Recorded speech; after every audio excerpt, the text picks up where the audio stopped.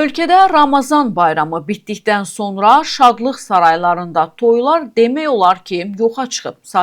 Sahibkarlar da deyirlər ki, hazırda durğunluq yaşanır. Bəs bunun səbəbi nədir? Daha ətraflı iqtisadçı Xalid Kərimlini eşidək.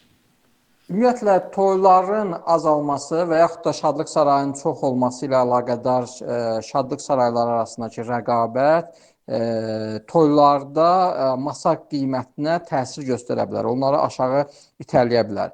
Amma burada məsələ ondan ibarətdir ki, qiyməti azaltmaq şadlıq saraylarının, ümumiyyətlə sahibkarların ən qaçdığı məsələdir, xoşlarına gəlməyə məsələdir. Ona görə də onlar bu addımı həmişə ən sonda atırlar və yaxud da bu addımı müxtəlif, belə deyək, marketinq kampaniyaları altında gizlətməyə çalışırlar.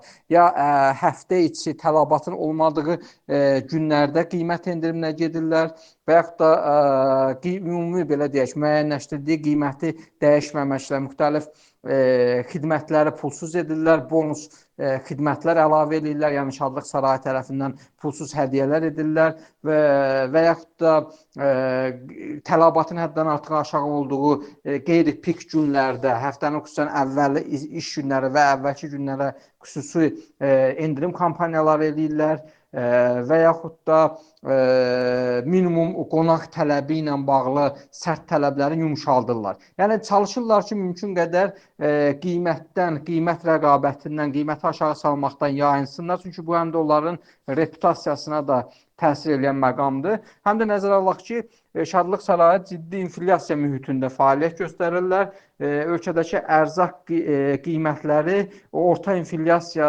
göstəricilərindən daha yüksəkdir. Əgər orta inflyasiya göstəricisi 5,7%-dirsə, ərzaq qiymətləri 6,8% artır. Yəni Şadlıq saraylarının xərcləri əvvəlki ilə nisbətdə əhəmiyyətdə artıb. Bu baxımdan toyların azalması Şadlıq Sarayı üzərində təzyiq formalaşdırsa da onlar müxtəlif marketinq üsulları ilə ilk dövrdə bundan yayınmağa çalışırlar.